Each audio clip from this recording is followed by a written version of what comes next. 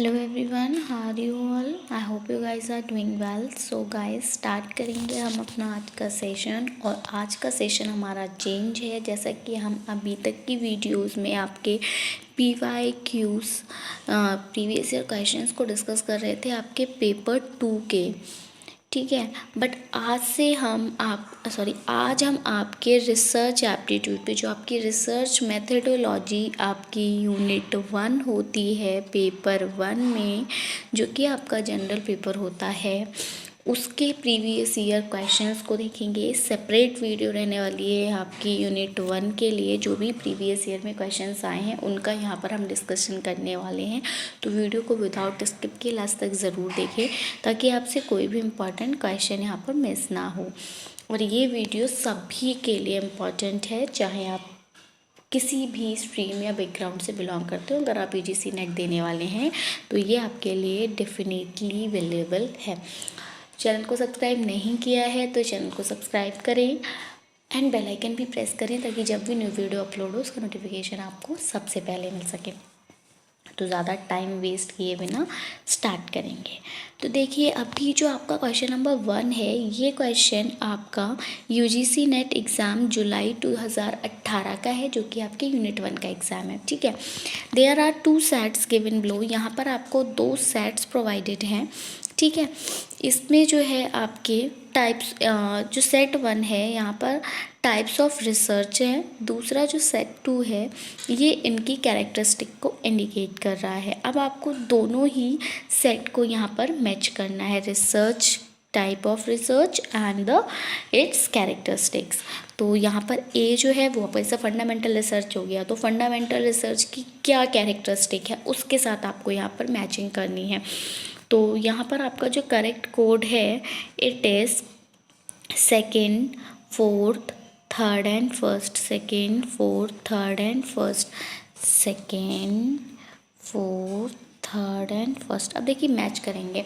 तो fundamental research की अगर हम बात करें तो इसकी कैरेक्टरिस्टिक क्या है कि developing an effective explanation through theory building, यानी थियोरी को बिल्ड करके एक इफेक्टिव एक्सप्लेनेशन डेवलप करा जाता है इस रिसर्च में। दूसरा आपका अप्लाइड रिसर्च है। यहाँ पर एक्सप्लोर किया जाता है, मतलब ज़्यादा से ज़्यादा खोजा जाता है जितनी जो भी थियोरी की पॉसिबिलिटी होती है उसको for use in various situation, ताकि उसको अलग अलग सिचुएशंस में यूज़ किया जा सके। नेक्स्ट आपका एक्शन रिसर्च आता है। एक्शन रिसर्च की अगर हम बात करें तो यहाँ पर आपके क्या होते हैं, इम्प्रूव किया जाता है जो भी एग्जिस्टिंग सिचुएशन, जो सिचुएशन अभी चल रही है उसको इम्प्रूव किया जाए इंटरवेंशंस का यूज़ करके। यही आपका एक्शन रिसर्च के अंतर्गत आता है। नेक्स्ट आपका इवैल्यूएटिव रिसर्च है। और ये जो इवैल्यूएटिव रिसर्च है इसकी कैरेक्टरिस्टिक होती है कि finding out the extent of perceived impact of an intervention. किसी भी इंटरवेंशन का जो भी परसीव्ड इम्पैक्ट रहता है उसके एक्सटेंट का पता लगाया जा सके, ठीक है। आई होप आपका आंसर क्लियर हुआ होगा। आगे हम बढ़ेंगे अपने क्वेश्चन 2 की तरफ। ये भी आपका सेम ही है, जुलाई 2018 का। जब चेंज होंगे क्वेश्चन तो वहाँ पे नोट किया हुआ होगा, ठीक है। क्वेश्चन नंबर 2 कहता है कि which of the sets of activities best indicate the cyclic nature of action research strategy. जो आपके एक्शन रिसर्च की स्ट्रेटजी होती है उसका जो साइक्लिक नेचर होता है उसको इनमें से कौन इंडिकेट कर रहा है। जैसे कि अब आप लोग देख रहे हैं कि सबसे पहले क्या किया जाता है, किसी भी कार्य को अगर आपको करना है, कोई भी रिसर्च आपको स्टार्ट करनी है, तो सबसे पहले आप लोग क्या करेंगे, सबसे पहले आप प्लान करेंगे। प्लान करने के बाद जैसे जैसा आपने प्लान किया है उस अकॉर्डिंग आप क्या करेंगे, एक्ट करना स्टार्ट करेंगे। जैसे कि सपोज आपने प्लान किया कि सबसे पहले आपको जैसे अगर आप वाटर पर रिसर्च करें तो सबसे पहले आप इन्हें डिसाइड कर लिया कि हम उस एरिया के वाटर पर रिसर्च करने से, आप रामगंगा बरेली से अगर बिलोंग करते हैं, रामगंगा रिवर पर कर रहे हैं, तो आप सबसे पहले ये देखेंगे कि रामगंगा रिवर कहाँ से स्टार्ट हुई है। तो आपको वहाँ से वाटर सैंपल कलेक्ट करके लाना है।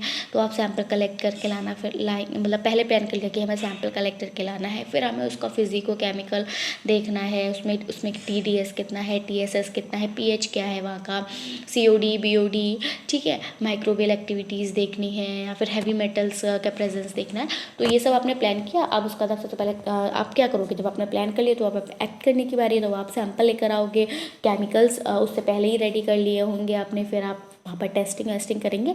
तो प्लान करने के बाद आपको अब करना है एक्ट करना है। जब आप एक्ट करोगे, एक्ट करने के बाद जो भी आपने सैंपल लिया था, उस पर जो भी टेस्ट वेस्ट किया था, अब आप उसको ऑब्जर्व करोगे कि आज हुआ क्या। जैसे अगर आपने TDS टोटल डिजॉल्व सॉलिड्स आप देखने वाले थे, तो आपने उसको क्या किया कि वाटर सैंपल को आपने हॉट एवन में रखा था, ठीक है, कुछ टाइम पीरियड के लिए। उसके बाद आपने जब निकाला तो फिर अब आप देखोगे कि कितने टोटल नंबर ऑफ सॉलिड्स जो TDS जो है कितने निकले हैं, वेट करोगे। तो वो चीज़ आप क्या कर रहे हो, वहाँ पर ऑब्जर्व कर रहे हो। ऑब्जर्व करने के बाद अब आप क्या करोगे, इसको रिफ्लेक्ट करोगे। अब आप इसको रिफ्लेक्ट कैसे कर रहे हो, तो अब आप कैसे रिफ्लेक्ट कर, मतलब आपने ये ऑब्जर्व कर लिया, पता लगा लिया आपने कि इतना जो है वो यहाँ के वाटर में TDS की प्रेजेंस है। आप ये देखोगे ना, आपने सैंपल कितना लिया था और यहाँ पर अप्रॉक्स कितना पानी होगा, ठीक है, उस अकॉर्डिंग आप क्या करोगे, कैलकुलेशन करोगे। और अब आप बता दोगे कि आपने जो ये रिसर्च की थी वहाँ पर आपको total number of dissolve solid, total dissolve solids की मात्रा इतनी मिली। तो ये आपका क्या है, रिसर्च स्ट्रैटेजी का एक साइक्लिक नेचर है कि सबसे पहले आप प्लान करते हैं, फिर एक्ट करते हैं, फिर आप ऑब्जर्व करते हैं और एट लास्ट आप रिफ्लेक्ट करते हैं, मतलब उसको दर्शा देते हैं, ठीक है। आगे बढ़ेंगे अगले क्वेश्चन की तरफ। Which of the following sequences of research steps is nearer to scientific method. अब यहाँ पर आपसे पूछा है कि इनमें से कौन सा सीक्वेंस जो है रिसर्च स्टेप्स का वो आपके साइंटिफिक मेथड के पास होता है। देखो यहाँ पर आपको बहुत सारे ऑप्शंस दिए हैं, लेकिन हमारा जो करेक्ट ऑप्शन है हम उसी को देखेंगे। यहाँ पे करेक्ट ऑप्शन में बोला है कि सबसे पहले आप क्या करते हैं, एक प्रॉब्लम को डिफाइन करते हैं, ठीक है। तो अब देखिए रिसर्च स्टेप्स की अगर हम बात करें तो सबसे पहले आपको रिसर्च करनी है, तो जिस भी चीज़ पर आपको रिसर्च करनी है आप उसकी प्रॉब्लम्स का ही तो पता लगाएंगे, ठीक है। तो सबसे पहले आप प्रॉब्लम को डिफाइन करोगे कि एक्चुअली में प्रॉब्लम है क्या। जैसे कि अगर आप जैसे भी हमने वाटर का एग्जांपल लिया था, उसी के थ्रू मैं आपको बताती हूँ कि आप सबसे पहले देखोगे कि वाटर में हमें रिसर्च करनी किस पे है, क्योंकि सबसे ज़्यादा जो प्रॉब्लम पे रिसर्च करोगे, उसका सॉल्यूशन फाइंड आउट करोगे, तो आपकी रिसर्च ज़्यादा इफेक्टिव रहेगी। तो वो आप ये देखोगे कि वाटर में एक्चुअली प्रॉब्लम होती क्या क्या। तो आपने देख लिया उसमें हैवी मेटल्स होते हैं, जिसकी वजह से क्या होता है, इन्वायरमेंट पे इफेक्ट पड़ता है, ह्यूमन लाइफ पे इफेक्ट पड़ता है, जो भी उस वाटर पे डिपेंड है उन पे इफेक्ट पड़ता है, ठीक है। उसके फिजिकल केमिकल्स देख लिए, जैसे आपने pH देख लिया, उसका TDS TSS, ये सब क्या है, अगर इनकी मात्रा ज़्यादा बढ़ जाती है घट जाती है तो ये वाटर को अफेक्ट करते हैं। तो आप सबसे पहले प्रॉब्लम को डिफाइन करते हो। उसके बाद अब आपको ये देखना है कि एक्चुअली में जो प्रॉब्लम थी उसका कारण क्या था, है ना। आप डॉक्टर के पास जाते हो, डॉक्टर पता लगा लेता है कि हाँ आपको जैसे फूड पॉइजनिंग हुई, पता लगा लिया उसने कि फूड पॉइजनिंग हुई। अब ये फूड पॉइजनिंग हुई किस वजह से, आपने लास्ट टाइम क्या खाया था, कहाँ से खाया था, कैसा खाया था, कितना खाया था। अब वो आपसे तरह तरह के सवाल करके पता लगाता है कि आपने शादी में जो खाना खाया था उसमें क्या था, वो पहले का था, पुराना था, ठीक है, उसकी वजह से आपको फूड पॉइजनिंग हुई। सबसे पहले उसने प्रॉब्लम देखी फूड पॉइजनिंग, दूसरा कैसे, फिर उसने कारण देखा कैसे हुई, फिर आपका पॉपुलेशन ड्राइंग अ सैम्पल ये डिज़ाइन होगा, यानी कि अब आपको सैम्पल का डिज़ाइनेशन करना है। फिर आप डेटा को कलेक्ट करेंगे, ठीक है, अब आप अलग अलग रिसर्चेस से डेटा कलेक्ट करेंगे और फिर आप अपने रिज़ल्ट का क्या करोगे, एनालाइज करोगे अपने रिज़ल्ट को। क्लियर है। आगे बढ़ेंगे। नेक्स्ट क्वेश्चन है the problem of research ethics is concerned with which aspect of research activities. अब यहाँ पर बोला है कि जो प्रॉब्लम होता है रिसर्च एथिक्स का, देखिए एथिक्स की अगर हम बात करें तो आप सभी लोग समझ रहे होंगे, आप लोगों ने एक टॉपिक भी पढ़ा होगा इन्वायरमेंटल एथिक्स, ये आपके यूनिट 8 में है, ठीक है। तो एथिक्स क्या होते हैं, तो बेसिकली एथिक्स क्या होते हैं कि हम किस तरह से किसी चीज़ को परफॉर्म करना चाहिए, ठीक है। जिस तरह से हम कहते हैं संस्कार, आदर्श, तो ये आपके एथिक्स कहलाते हैं, ठीक है। जैसे हमने बोला हमें पेड़ नहीं काटने, ये हमारा एथिक है, हमें झूठ नहीं बोलना है, ये हमारा एथिक है। तो ऐसे ही रिसर्च की अगर हम बात करें तो रिसर्च की फील्ड में जो रिसर्च एथिक्स होते हैं उसकी जो प्रॉब्लम है वो कंसर्न होती है रिसर्च एक्टिविटी के किस एस्पेक्ट से, किस पहलू से। तो देखिए एविडेंस बेस्ड रिसर्च रिपोर्टिंग, यानी कि जब आप रिसर्च कर रहे होते हैं तो रिसर्च की जो रिपोर्ट होती है उस आपके जो एविडेंस होते हैं वहाँ पर, ठीक है, वहाँ पर रिसर्च एथिक्स जो है वो आपके प्रॉब्लम को देखने से। अब आप मान लीजिए आपने कहीं से आपने रिसर्च करे, तो आप ये असली बात है, अगर आप किसी भी चीज़ पर रिसर्च कर रहे हो उससे पहले आप और लोगों की रिसर्चेस को स्टडी करते हैं, है ना। ऐसा तो है नहीं कि आप डायरेक्ट जाकर रिसर्च करना शुरू कर दिया। सबसे पहले हम जिन लोगों ने रिसर्च कर चुकी होती है उस टॉपिक पे, तो हम पहले उन रिसर्चेस को स्टडी करते हैं। उनको स्टडी करने के बाद हम अपनी रिसर्च कंटिन्यू करते हैं।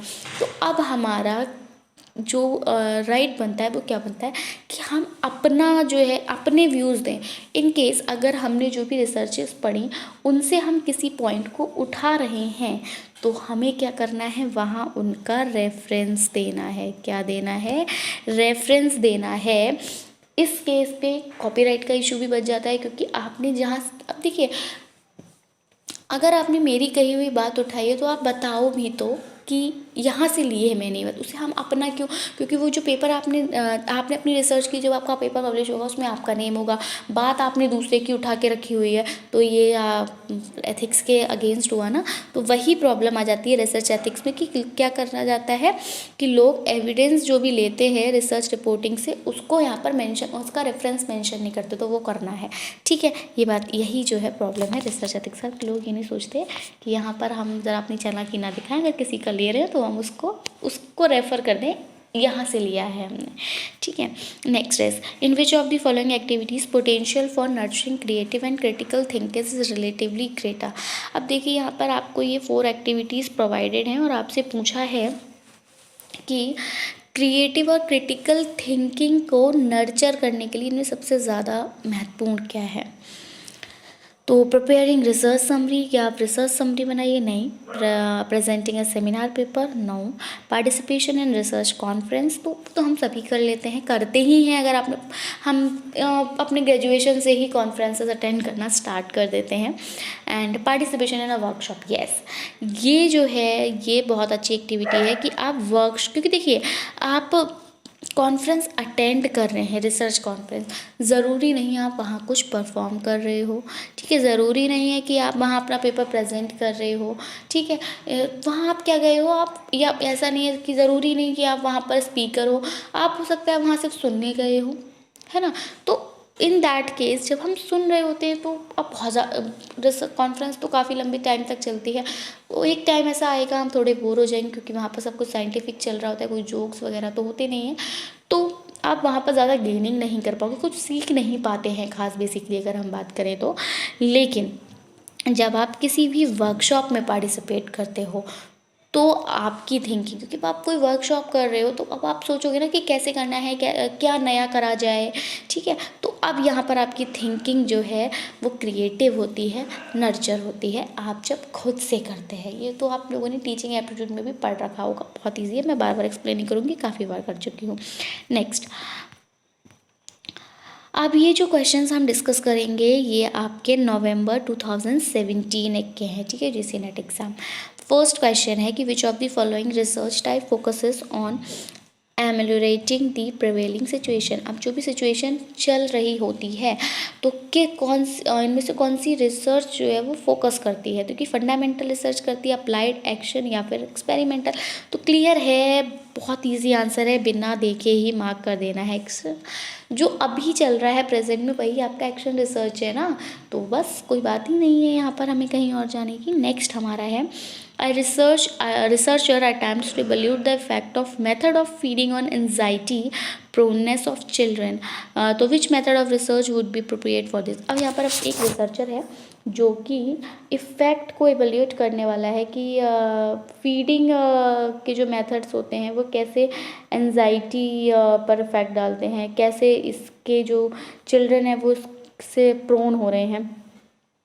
तो इनमें कौन सा रिसर्च मेथड आप यूज़ करोगे, केस स्टडी मेथड? नहीं, केस स्टडी मेथड हम कब करते हैं, जैसे कोई बीमारी है, जैसे कि अब आपका डेंगू चला तो वहाँ पर आप केस स्टडी लिखते थे, ठीक है। तो वो हमें कोई भी महामारी आती है तो उसके लिए हमें केस स्टडी पढ़नी पड़ती है कि लास्ट टाइम जब ऐसा हुआ था तो क्या क्या स्टेप्स लिए गए थे या कितने कितने लोगों को हार्म हुआ था एंड दैट ऑल, ठीक है। तो ये नहीं चलेगा। नेक्स्ट है हमारा एक्सपेरिमेंटल मेथड। तो एक्सपेरिमेंटल मेथड में तो हम एक्सपेरिमेंट करते हैं ना, तो वहाँ तो ये नहीं होने वाला कि हम इफ़ेक्ट देखेंगे तो ये भी नहीं रहेगा। नेक्स्ट आपका है सर्वे मेथड। तो सर्वे मेथड से तो आप ये पता लगाते हैं ना कि कितना, जैसे आप लोग सर्वे करने गए, एजुकेशन अवेयरनेस देखना कि लिटरेसी रेट कितना है, तो ये आप सर्वे से पता लगाएंगे, तो ये भी नहीं आएगा। लेकिन ये कि जो न्यू मेथड है आपका, that is x post facto method, ये ज़्यादा इफेक्टिव रहता है इस केस के लिए। Next,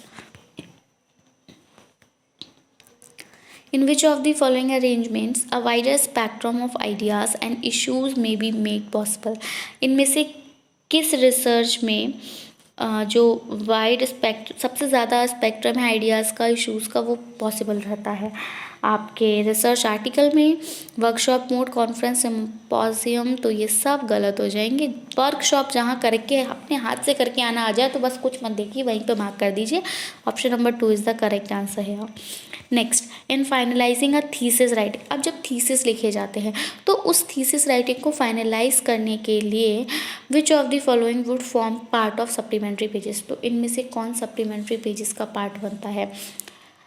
list of tables and figures, table of content, conclusion of the study, या बिब्लियोग्राफी एंड अपेंडिसेस। तो बिल्कुल जित थीसिस राइटिंग को जब आपको फाइनलाइज करना है तो आपको टेबल्स की और फिगर्स की लिस्ट देनी होती है कि इस पेज पर आपको ये टेबल मिलेगी और इस पेज पर आपको ये फिगर मिलेगी। क्योंकि क्या है, कंटेंट पढ़ना कभी कभी बहुत ज़्यादा डिफिकल्ट हो जाता है, क्योंकि हम इतना बड़ा थीसिस होता है सो मैनी पेजेस का, तो वो कंटेंट पढ़ पाना थोड़ा डिफ़िकल्ट रहता है। लेकिन आप टेबल और फिगर्स के थ्रू जो है वो ईजिली समझ सकते हो कि उस पेपर में जो है वो क्या लिखा है, थीसिस में किस बारे में बात की गई है। ठीक है, तो ऑप्शन नंबर 1 जो है वो यहाँ पर करेक्ट हो जाएगा। अगला, which of the following is susceptible to the issue of research ethics, अब इनमें से कौन सा ससेप्टेबल है रिसर्च एथिक्स के इशू के लिए? Inaccurate application of statistical techniques, faulty research design, choice of sampling techniques, या फिर रिपोर्टिंग ऑफ रिसर्च फाइंडिंग्स। तो बिल्कुल रिसर्च में जो भी पता लगाया गया है उसको रिपोर्ट करना। ठीक है, लिखना तो है ही ना, दैट।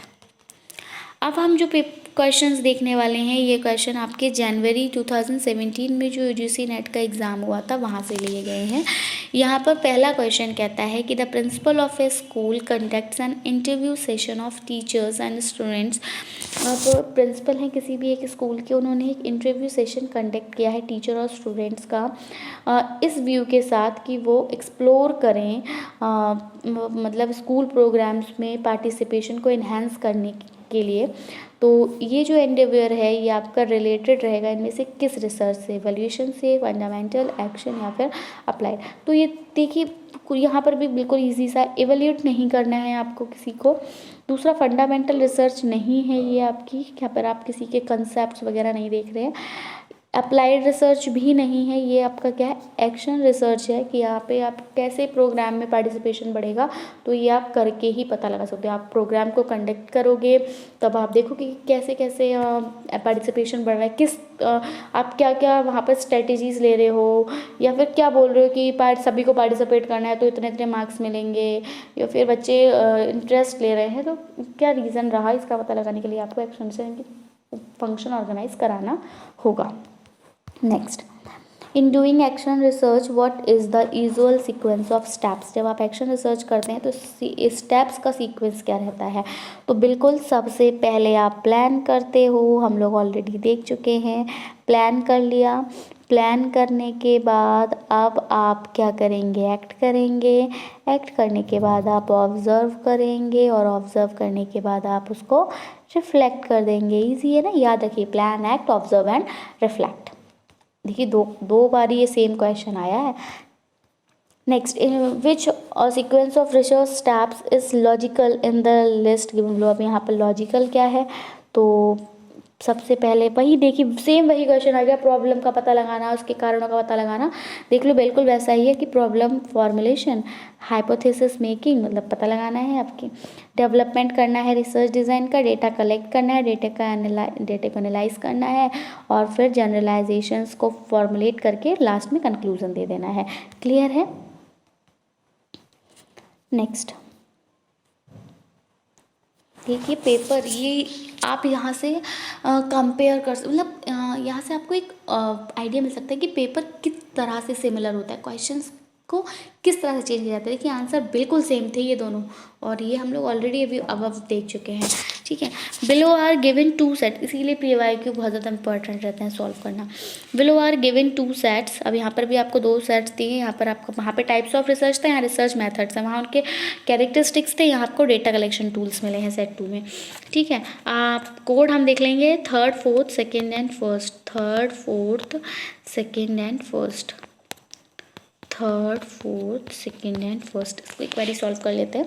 तो देखिए एक्सपेरिमेंटल मेथड में आपका क्या होंगे, स्टैंडर्डाइज टेस्ट होंगे, क्योंकि आप एक्सपेरिमेंट करोगे तो ऐसा क्वेश्चन ज़रूर, मतलब आप एक्सपेरिमेंट करके कुछ भी चीज़ निकालोगे तो वो मतलब उसके चांसेस सही होने के ज़्यादा रहते हैं, हाँ गलत भी हो जाते हैं, लेकिन टेस्ट आपका स्टैंडर्डाइज्ड रहता है in that case. X post facto method, यहाँ पर आपका टिपिकल कैरेक्टरिस्टिक टेस्ट है, क्योंकि ये नई रिसर्च मेथड है, सभी को पता है। डिस्क्रिप्टिव सर्वे मेथड, अब सर्वे मेथड है तो बिल्कुल क्लियर है, आपका क्वेश्चनेयर होगा। सर्वे आप कैसे करोगे, आप एक क्वेश्चनेयर दे दोगे, उससे उसमें जिस तरह से आंसर्स लोग दे रहे होंगे उस अकॉर्डिंगली तो आप पता लगा पाओगे कि अवेयरनेस कितनी है, किन में ज़्यादा है, किन में कम है, तो क्वेश्चनेयर आ जाएगा। और हिस्टोरिकल मेथड, तो यहाँ पर आप प्राइमरी और सेकेंडरी सोर्सेज का यहाँ पर यूज़ करेंगे। क्लियर है, चलिए आगे बढ़ेंगे। नेक्स्ट क्वेश्चन जो है हमारा ये है, the issues of research ethics में भी देखिए फिर से रिसर्च एथिक्स से इशू से क्वेश्चन आ गया है। ये जो इशू रहता है रिसर्च एथिक्स का, may be consider pertinent eight which stage of research की किस स्टेज पे इसको पर्टिनेंट माना जाता है। तो ये फिर से वही आ गया कि at the stage of reporting the finding, मतलब जो भी पता लगाया है, जो भी आपने रिसर्च की है, तो जो भी आपका कह सकते हो रिजल्ट निकला, जब आप उसको लिख रहे होते हैं वहाँ पर रिसर्च एथिक्स की जरूरत पड़ती है कि आप अगर किसी का जो भी आपने रिसर्चेस को स्टडी किया, रिसर्चेस से अगर आप कोई भी लाइन, कोई भी वर्ड, कोई भी इंफॉर्मेशन ले रहे हैं तो आपको वहाँ पर रेफरेंस देना कंपलसरी हो जाता है। देखिए कैसे क्वेश्चन सिमिलर होते हैं। नेक्स्ट, इन ये जो पेपर है आपका जुलाई 2016 में था, ठीक है। इन क्वालिटेटिव रिसर्च पैराडिग्म, जो क्वालिटेटिव रिसर्च पैराडिग्म होता है उनमें विच ऑफ द फॉलोइंग फीचर में भी कंसीडर क्रिटिकल, उनमें किस फीचर को क्रिटिकल माना जाता है। तो data collection with bottom up empirical evidence, मतलब बॉटम से डेटा को कलेक्ट करना। Next, from the following list of statements identify the set which has negative implications for research ethics। अब फिर से रिसर्च एथिक्स से क्वेश्चन है, लेकिन नेगेटिव एप्लीकेशंस देखना है। तो यहाँ पर आपको इतनी सारी ये स्टेटमेंट्स प्रोवाइडेड हैं, 4 6। करेक्ट ऑप्शन जो है आपका 3rd 4th एंड 6th है। नेगेटिव बताना है 3rd 4th and 6th, 3rd 4th and 6th। तो देखो 3rd 4th ना देख लेंगे नेगेटिव, यानी कि अब आपको देख लेना है पॉजिटिव क्या है। तो पॉजिटिव क्या है कि a researcher critically looks at the findings of another research, critically देखे वो दूसरे की रिसर्च की फाइंडिंग्स को। दूसरा, related studies are cited without proper references. हाँ, अगर तो मतलब वही होता है कि आपने कहीं से कुछ उठाया, उस बात को थोड़ा अपना चेंज करके लिखा भी, लेकिन आपको वहाँ पर रेफरेंस देना होगा कि आपने बात यहाँ से ही ली है, ठीक है। आपने जब आप मतलब मैं एग्जांपल दे रही हूँ, आपने रामगंगा रिवर पर रिसर्च की और आपने किसी और की रिसर्च से पढ़ा कि जो रामगंगा है यहाँ पर आपको माइक्रोबियल एक्टिविटीज़ कम देखने को मिलती है, जस्ट एग्जांपल। तो आप इस बात को ऐसे चेंज कर लोगे कि इस बात को आपने थोड़ा चेंज करके लिखा, लेकिन आपने ये लिया जहाँ से भी है उसका आपको रेफरेंस यहाँ देना चाहिए ही चाहिए। तो दोनों बातें सही हैं। लेकिन तीसरे में कहा है कि research findings are made the basis for policy making. अब दूसरा यहाँ पे ये बात जो है ये नेगेटिव है कि जो रिसर्च फाइंडिंग्स बनती हैं वो पॉलिसी मेकिंग के लिए नहीं बनती। 4th में भी है कि conduct of practitioner in screened in terms of report research evidence, नहीं, ऐसा भी नहीं है। क्लियर। और 6th था। 5th में देखिए बोला कि research study is replicated with a view to verify the evidence from other researches and, तो ये सही है, लेकिन ये जो गलत है कि दोनों पॉलिसी मेकिंग और पॉलिसी इम्प्लीमेंटिंग तो ये रेगुलेटेड होती हैं प्रिलिमिनरी स्टडीज़ की टर्म में। तो यही यहाँ पर इसीलिए आपका ऑप्शन नंबर 6 जो है वो सही हो जाएगा। नेक्स्ट, अब देखिए है ना, research on the effect of child rearing practices on stress proneness of children in competing school projects. देखिए आ गया भाई, the hypothesis formulate is that child rearing practices do influence stress proneness. तो यहाँ पर आपका क्या आ जाएगा, तो यहाँ आप रिसर्च हाइपोथेसिस को क्या करोगे, एक्सेप्ट करोगे। A researcher intends to explore the effect of possible factors for the organization of effective midday meal intervention. तो which research method will be most appropriate for this study? तो ये आपका ex post facto method है। And this question is, which of the following is an initial mandatory requirement for pursuing research? अब research को pursue करने के लिए क्या इनिशियल मैंडेटरी रिक्वायरमेंट रहती है, तो वो आपकी रहती है कि आपको एक रिसर्च क्वेश्चन को फॉर्मुलेट करना है। नेक्स्ट फॉर्मेट रहता है आपका थीसिस राइटिंग का, वो आपका सेम होता है किसकी तरह, तो वो आपके एक रिसर्च डिजर्टेशन की तरह होता है, जैसे कि आपने अपने पीजी में डिजर्टेशन किया होगा फाइनल में, ठीक है। So that's it from my side. I hope आपको वीडियो अवेलेबल लगा होगा। वीडियो अवेलेबल लगा हो तो उसको लाइक करें और अपने फ्रेंड्स में शेयर करें ताकि उनको भी इसका बेनिफिट मिल सके, उनका लॉस ना हो। And that's it from my side. मिलेंगे हम अपनी एक नई वीडियो के साथ। Till that take care and bye bye. Thanks for watching. Thanks, have a nice day.